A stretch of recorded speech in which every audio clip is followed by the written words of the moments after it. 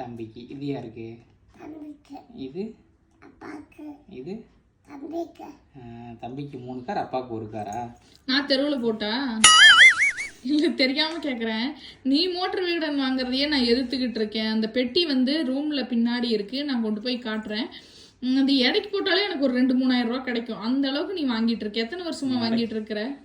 நான் ஒரு 10 வருஷத்துக்கு மேலேயே வாங்கிட்டு இருப்பேன். நீ தூங்கும்போது மூக்குல மயக்க மருந்து வச்சு எடைக்கு போட்டுடலான்ட்டு இருக்கிறேன். ஒன்னே போடுவேன். ஏன் அது படிக்க கூடாது? இங்க வா, அம்மாட்ட வா. கார் எந்த கார் வேணும் உனக்கு? இந்த கார் வேணுமா? இவனும் கூட்டு சேர்ந்து இவனையும் சேர்ந்து கெடுத்துக்கிட்டு இருக்க. நீ என்ன உனக்கு கூட்டணிங்க? என்னை காட்டு, நான் அந்த புக்கை கொண்டு போய் காட்டுறேன். இந்த அட்டைப்பெட்டி ஃபுல்லா மோட்டார் விகடன் தான். போய் இங்க பாருங்க,